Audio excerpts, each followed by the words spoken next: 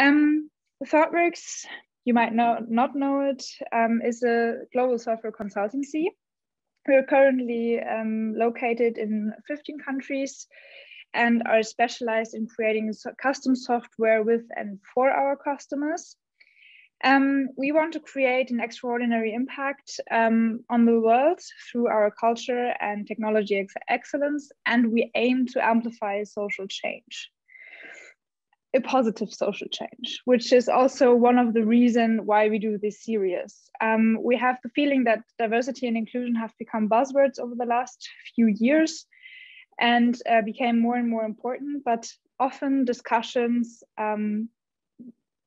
seem to lack concrete ideas and initiatives. We want to use this series to share with you experiences and learnings that we had, and to have a safe space for discussions and also to explore new steps together. The pandemic has once again emphasized the importance of inclusive ways of working. A new normal has been created over a year that we're now in this extraordinary stage of everyday life. And today, Tina will present which steps teams can take to get a new perspective on their ways of working and how to improve them.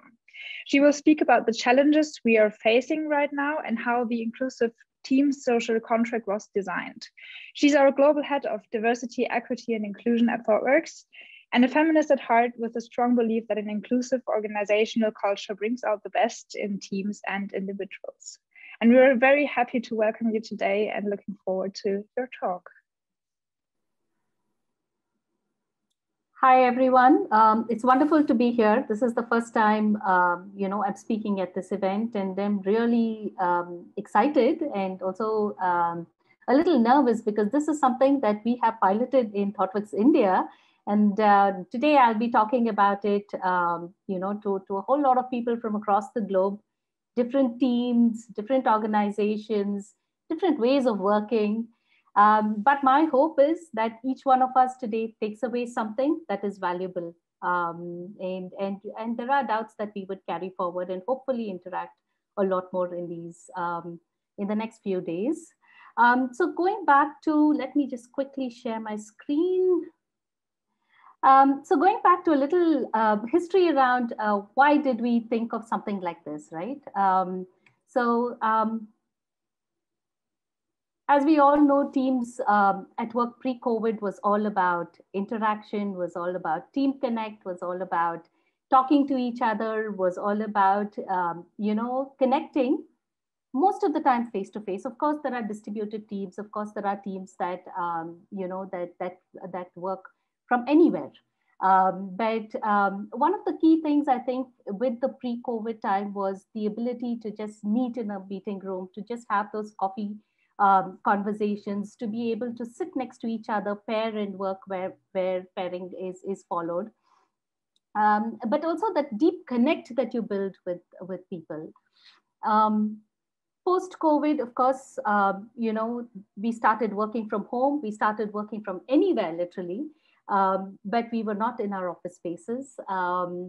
One of the things that we've realized over time is also the anxiety that has built in, right, with the COVID times. Many of us were not used to all of the anxiety and the issues and the health-related issues, the mental wellness-related issues. I was not ready to even face some of the challenges that we have seen in the last year or so. And I have seen so many people talk about, the ability to manage so many things, right, at home, and then be able to also contribute effectively at work, to be able to connect with the team. So these are things that are not new at all. These are conversations that we've discussed, probably spoken quite a bit about with our leadership teams, with our colleagues and our friends and family. We face the same issue in India, and one of the things that we did was we ran something called the COVID Pulse Check survey. This happened sometime in July last year, and this was basically to check how are our employees doing during these times, and there was a pattern.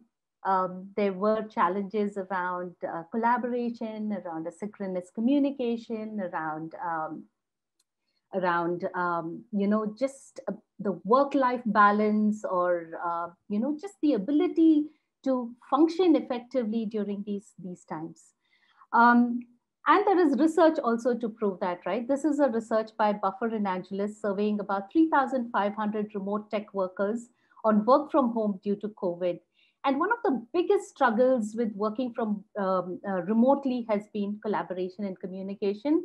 No surprise at all there. I mean, all of us would have seen some of these challenges. Loneliness. Many of us are probably either living alone or living in places where we are away from family.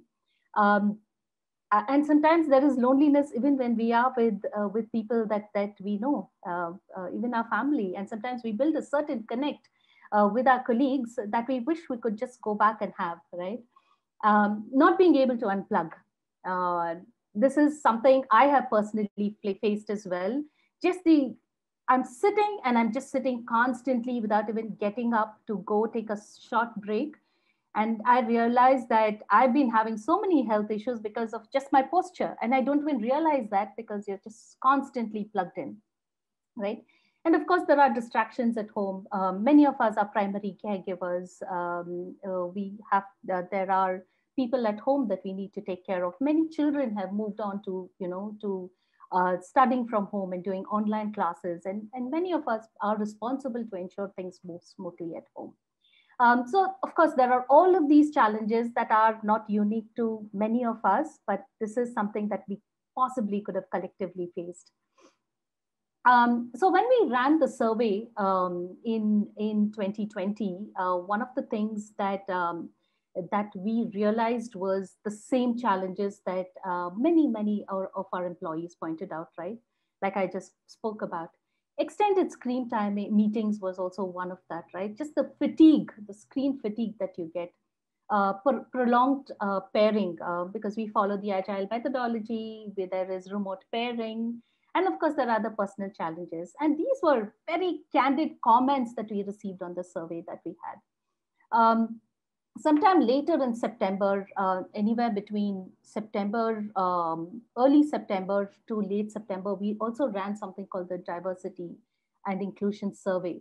And there were similar inputs that we received. And we said that, hey, there is something about the way we are working, right? That we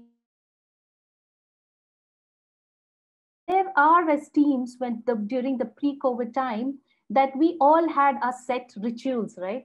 Working practices, team-related rituals that are there, that probably is not working as well as we would have liked to, especially in this time of remote working.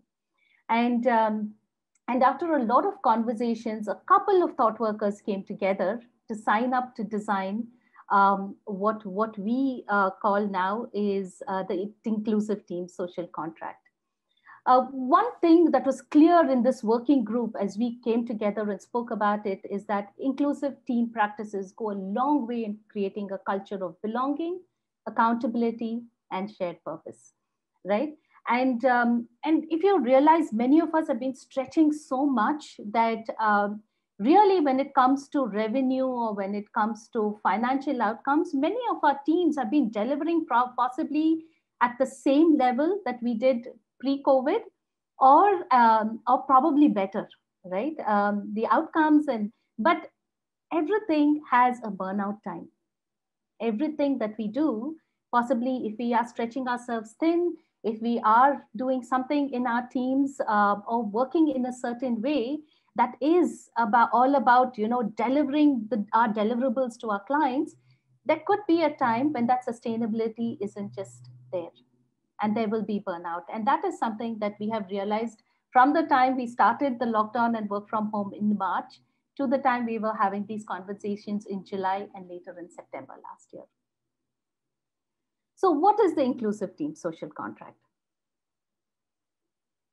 So this is a facilitated exercise for the team to address challenges faced by remote teams to come up with inclusive social norms and practices, right?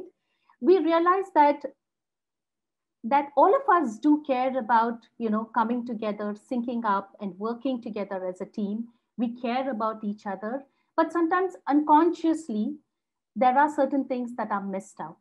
So what we have done is we have created this particular process or a template or an exercise that encourages teams to relook at existing practices and helps them define new ways of working, keeping in mind communication, collaboration, work-life balance, personal context, and team connect. And so that is something that I will be talking about in a lot more detail here.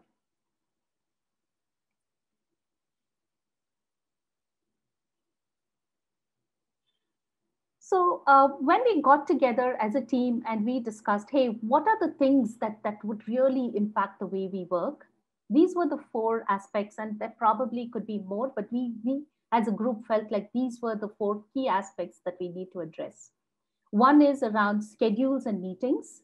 What type of best practices do we have when it comes to our schedules and the meetings that we have, irrespective of the type of projects or teams that we work on? Do we have personal boundaries, and are we really aware of some of the personal contexts that are there of members in our team? The second one is building a culture of trust and supporting each other, where there is a culture of feedback, empathy, and cultivation, because these are things that have been one of the biggest challenges during remote work, right? How do we ensure we're giving each other feedback that is effective, that is meaningful? How are we empathetic about each other's context, and how do we grow and cultivate each other? Especially, during the last year, we've had many people who've joined our organization. They've had, experiences that possibly they've never had before. Virtual onboarding, getting onboarded onto new teams, and also times when people are switching from one project to another, right? And so how do you build a culture of trust in that context as well is something that we wanted to cover here. The third one is around communication practices, right? What are the tools that we use? What are the patterns? What are the best practices? I think from Slack to chat to WhatsApp groups, I think there are so many communication tools and practices that we've had in the last, almost a year, that we really wanted to delve a little bit deeper, and we wanted the teams to delve a little bit deeper and talk a little bit about and think a lot more about what are the communication practices. And finally, the fourth one that we looked at is norms of engagement, which is how do we interact with each other during this time, right? Usually there would be, the coffee breaks, there would be the lunch breaks, there would be this unplanned outing that you may have, or this walk that you take with your colleagues. There are so many other practices and rituals, both planned and unplanned, that helps you understand each other, that helps build inclusion, is welcoming. So how do we ensure that we continue this in the remote context, which is welcoming, respectful, and which is fun as well? I'm not saying that we wouldn't have tried out all of this, but how can we come together as a team and discuss all of this in a set way and in a structured format is what this facilitated exercise offers. We also created a sensible defaults list. And this was, a list of questions that the facilitator may use when running this exercise, right? So for example, what are the team's core working hours? Are all of the meetings pre-scheduled? Are we cognizant about screen time? How flexible are we with caregivers and their timings? Especially in distributed teams and varied time zones, when we are working with multiple, offices and clients, and also having a client who's distributed, then how do you ensure that you have some schedules and meetings that are sensitive to other people's needs?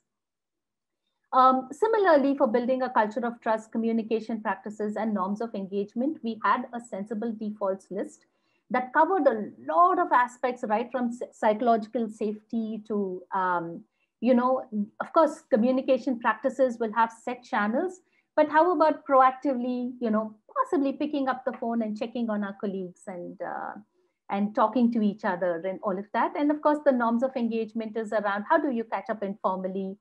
Are we aware of body languages? How intuitive are we? And these are some of the things that I'll touch upon a little more in depth. Charlotte, Suzanne, are we good? Because I'm just looking at my screen and I'm not looking at anything else right now. Are we good? Is there any questions that have come that I should be responding to? No questions so far. Please feel free really to ping any questions in the chat that you may have. Okay, wonderful. Thank you. So how did we design the inclusive team social contract exercise? We've had multiple conversations. I have to tell you all that this entire exercise itself and some of the points that I share and how we run it may seem really simple. But this group, actually the core group that worked on it, with had thought workers from multiple teams and playing multiple roles, actually spent a lot of time thinking through how we would go about this exercise and what are the different aspects that we would think about, right? And so what we have created is a template that has that is both in Mural and in PPT, along with a video tutorial on how to use it.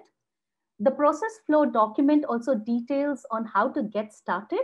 And there are resources on communication drafts, right from email templates to across all stages of planning. And I will touch upon that a little more in detail in the next few slides.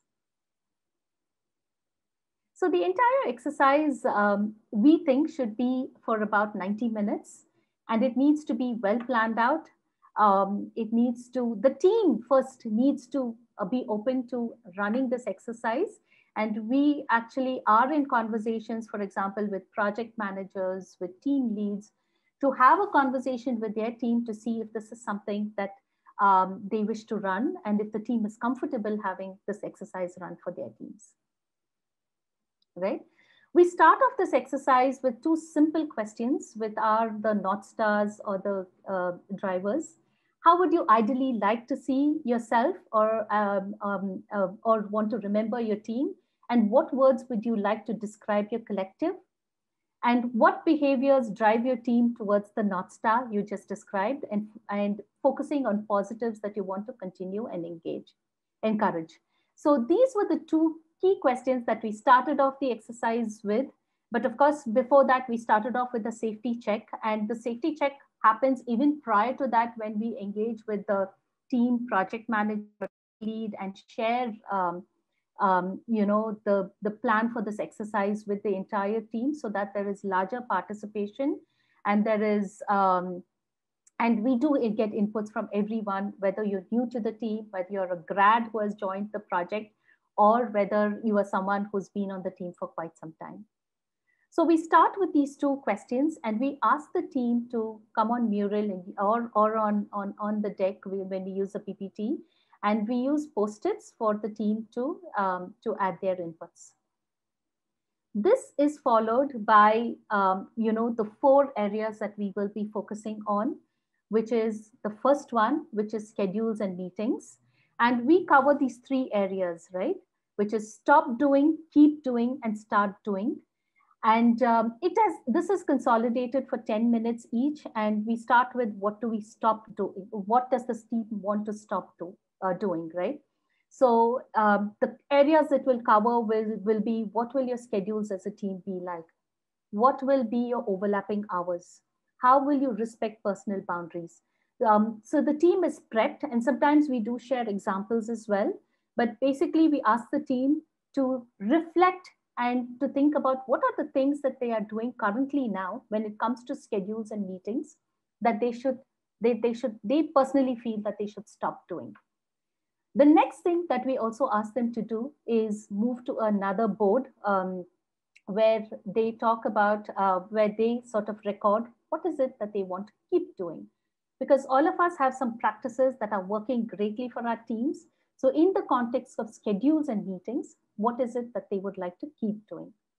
And finally, we move on to this board, which talks about what is it that we want to start doing as a team? What is it that this team wants to start doing that they're not doing right now when it comes to schedules and meetings.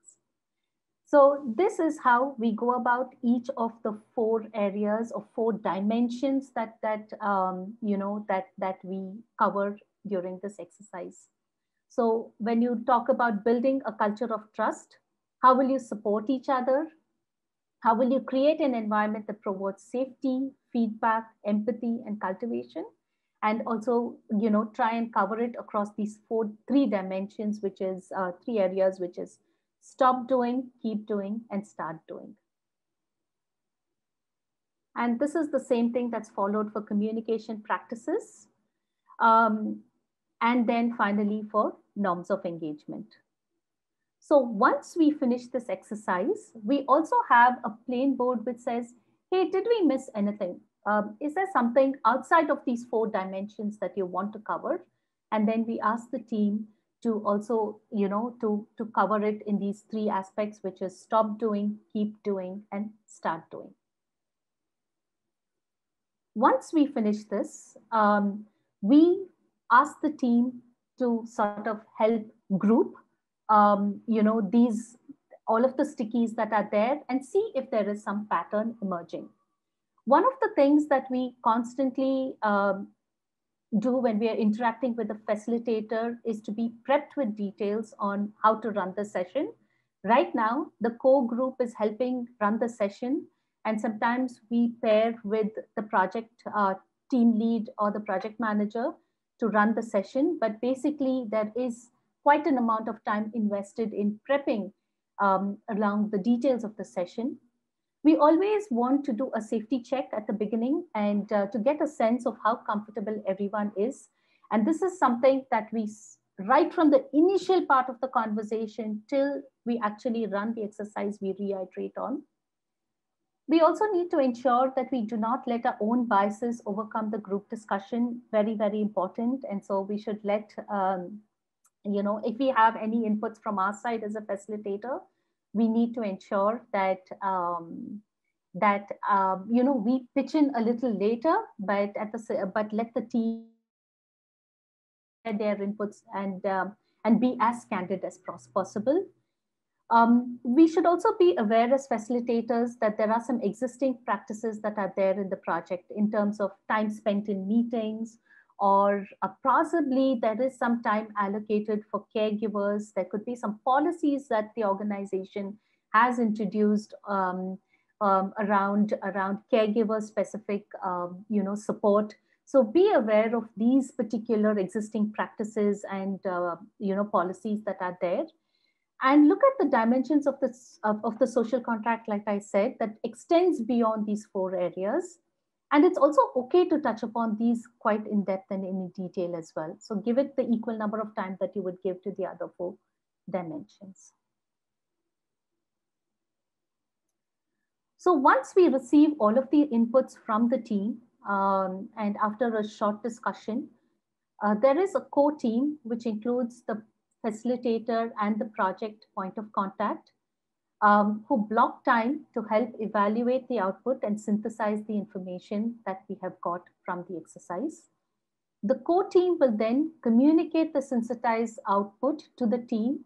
We can use any medium, but we have tried it in a PPT, but basically trying to say, hey, these are the 4 out of the 4.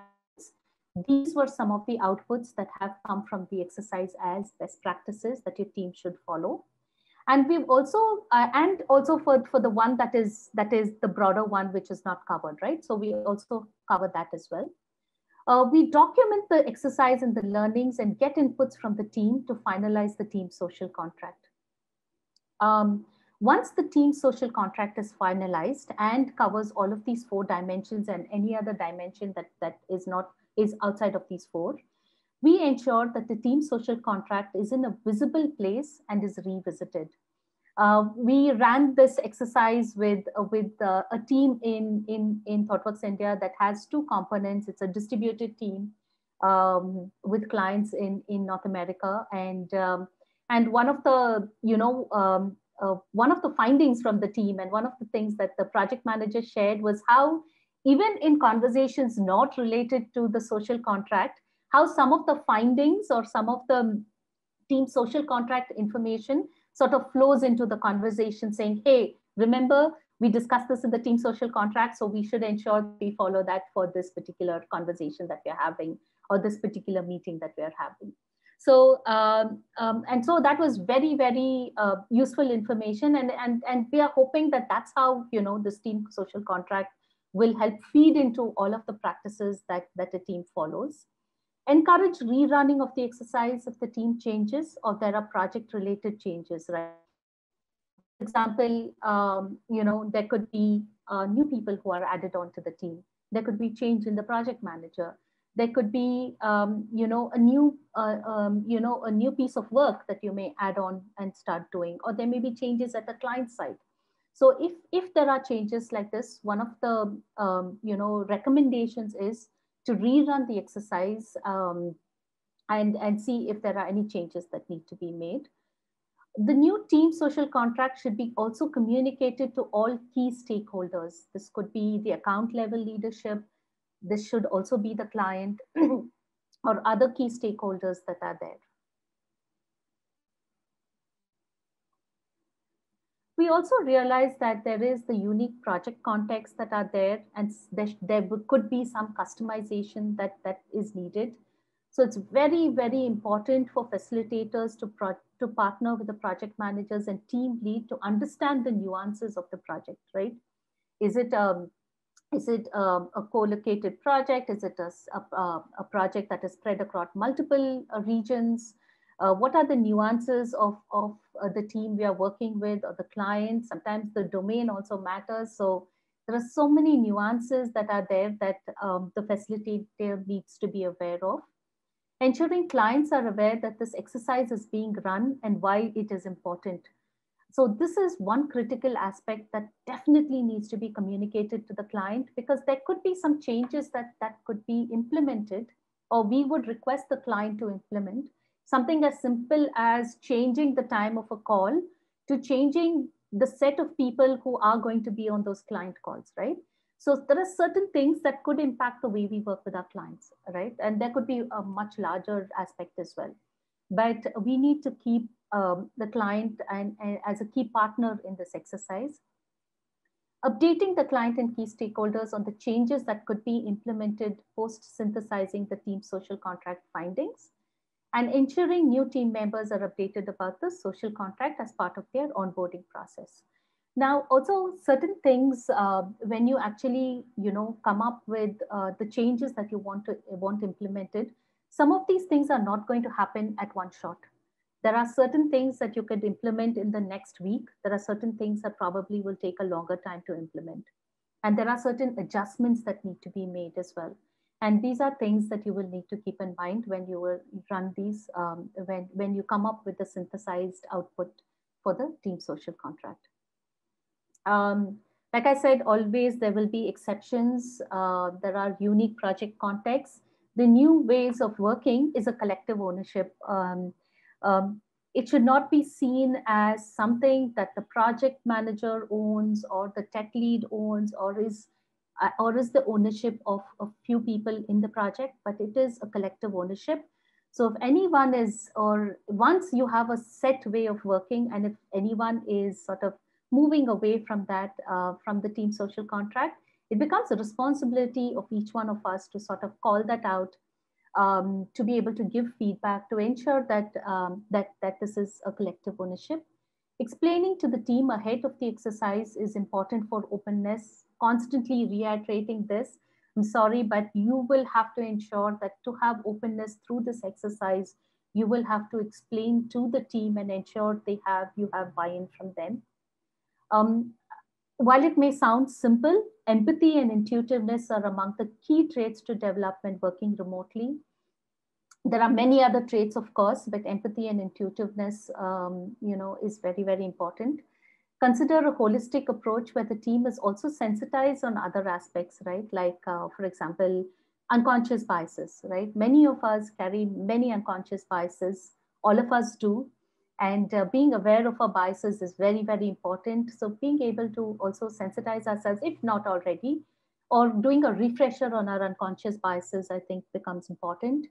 Mental health and wellness sessions, coming together as a team and having these sessions is also important.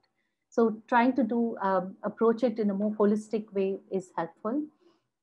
I think one of the things that we have also seen is that many times when we run mental health and wellness sessions or any other sessions, sometimes we run it for the entire office or to a large group of people.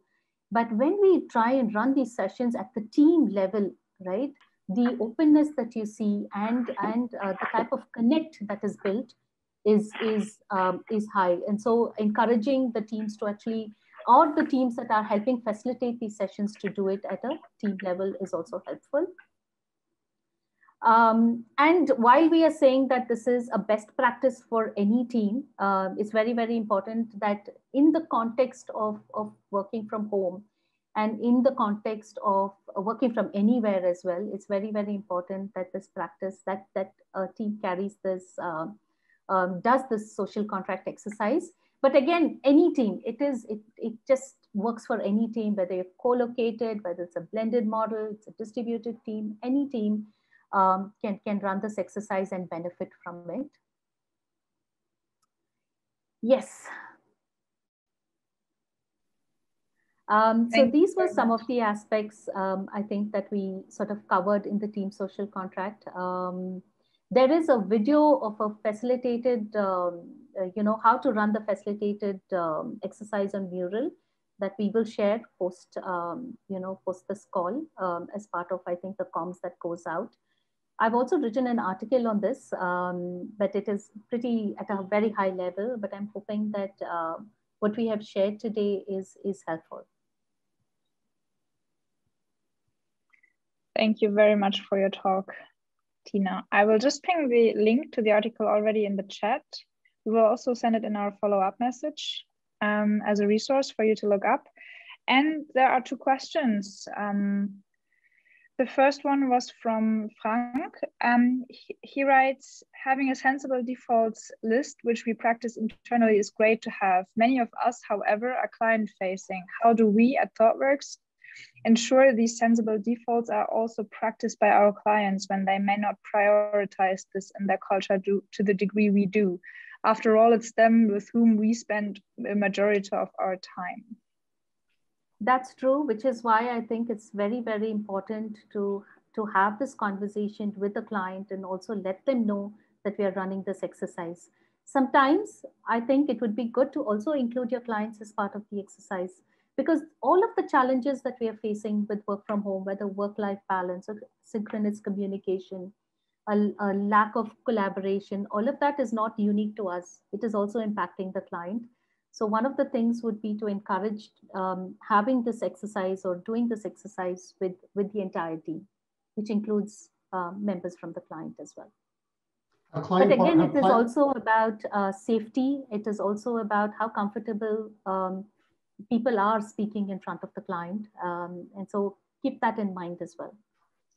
Have client partners in India, when this was rolled out in India, have client partners and BDMs been ramped up and trained on this process, on this type of activity? Because those types of conversations would generally, I would imagine, come from CPs or CLTs, because they're the ones who are responsible for the relationship itself.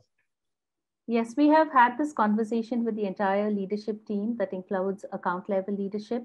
Today, I just had a conversation with project leads and the group, and the call was recorded. And we've encouraged them to run the exercise. Tomorrow, I'm speaking to office level leaderships. I'm talking to people teams. So yes, we are having these conversations. We are having it as close, smaller groups instead of doing it with a larger group, so that we can answer a lot more questions that are contextual to the roles that these people play. So yes, we are having these conversations. It is work in progress, Frank. All right. Thank you. Thank you very much. Another question was from Monica. Do you have some examples of changes proposed by the contract that took longer to implement? I'm trying to assess the magnitude of the impact expected from this kind of exercise. Sorry, can you just come back again? I quite didn't get the question. Do you have some examples of changes proposed by the contract that took longer to implement? I'm trying to assess the magnitude of the impact expected from this kind of exercise. I think anything that is, for example, right, involves changes from the client side as well will take longer, because there will be conversations, there will be changes that there will need to be adjustments, there will need to be making the client understand what those changes, why those changes are important. So those are something that will take longer. But there are some things that simple things, right? Like break time, having a planned scheduled break time, regular sync ups with for example, a particular tech lead from the client side or from another ThoughtWorks office. These are things that will be easier to implement. I'm just looking through some of the points that that probably will take longer, so that I can give you a lot more.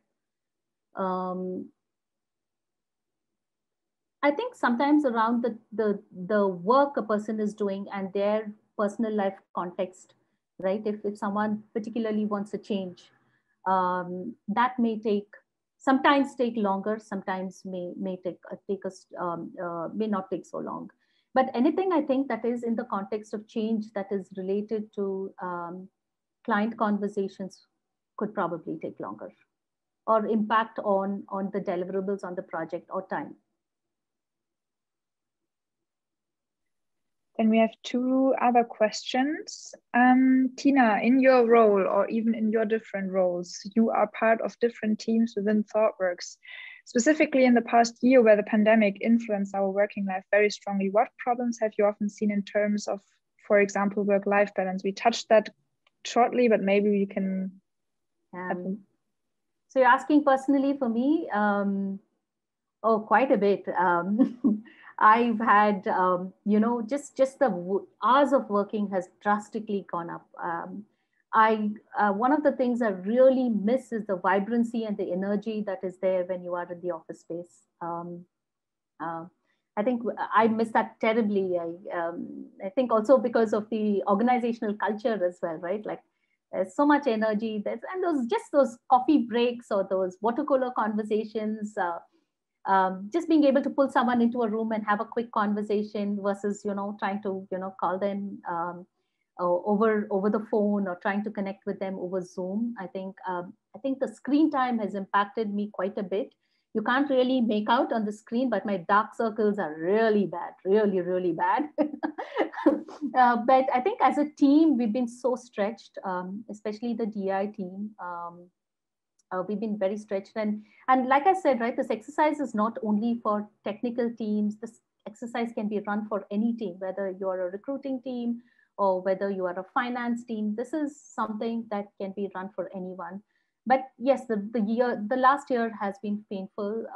Has been something I've never experienced before, both from a personal and a professional standpoint as well.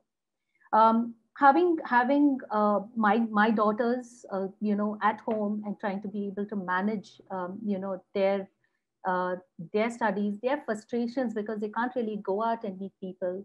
The usual internet, connectivity issues, so many things. I think all of us will sort of, have loads of things to share when it comes to challenges that we faced.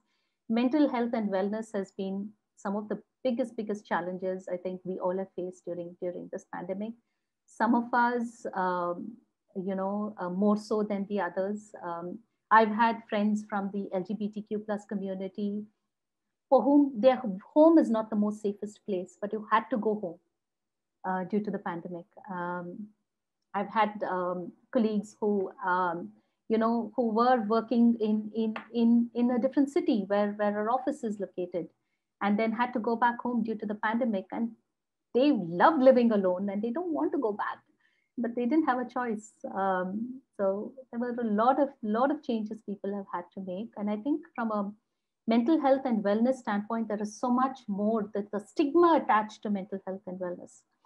and is something that organizations need to address a lot more today, especially today. Thank you very much for this truthful answer. And I think every one of us can partly or totally relate to that as well. We have other questions, maybe related to what you just told us. Monica asked, do you think the switch to the home office setup will be as deep and impactful as the media makes it appear, or will we get back to office or will we get back to office work as the real source of creativity and quality exchange? You know, for many people, the work from home has worked really well. For many people, it hasn't. It also depends on the business context, and it also depends on what the offer, what your organization leadership wants to do. But I'm hoping we move to a blended model, where we would have the work from home and we would have time at office, because there is value in those connections that you build, those face-to-face, relationships that you build when you meet your colleagues, when you meet your clients. And so I'm hoping it would be a blended model. But it's very, very difficult to say right now. Like I'm in India. I work out of Bangalore and I live in Bangalore. And the second wave has hit us here. And just when we thought things are going to, improve, we're going to get back to office, the second wave has hit us. And now the vaccination is opened for people 45 years and above. Earlier, it was 60 years and above. So now it's 45 years and above. The good thing is that in India, vaccination is available for a lot of people and it's not so difficult to get. So. But of course, each of us are, there are so many people across the globe who, where their context is different and their lived experiences are different. Thank you very much. Kartik, I'm sorry if I mispronounced your name. He asked, can the workshop be proposed by team members, not necessarily by the account leadership, PMs, or team leads? Absolutely. Which is one of the reasons why we want to talk about this as much as possible. It doesn't have to be proposed by the team lead or the project lead. It can be proposed by anyone on the team. And we really need to create that space, that safe space, so that anyone in the team can propose it.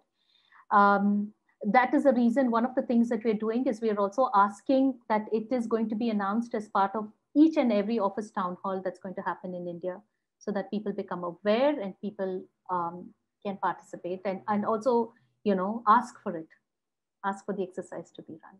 Yes. Yeah, very important. It doesn't always have to come from the leaders, and absolutely not. everyone can ask for it and drive that. Yes. One last question so far. How can colleagues be supported to get some time away from screen while working in IT? We know that the screen time is a big issue, and while working in IT requires often sitting in front of a screen. How can this be tackled? Do you have any experience on that? I sometimes just pick up the phone and speak. I don't think, first and foremost, do we need so many meetings? And that's one of the things that the team social contract will need to.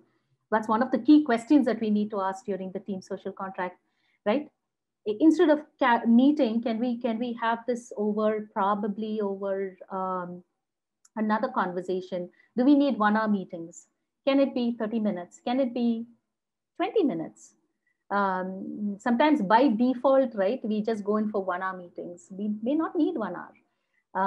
I also think it is so closely tied into the other aspects, right? I spoke about the 4 aspects around trust, around building a culture of trust, right? A lot of times we have so many meetings because we just believe we all need to sync up. We need to ensure that the person is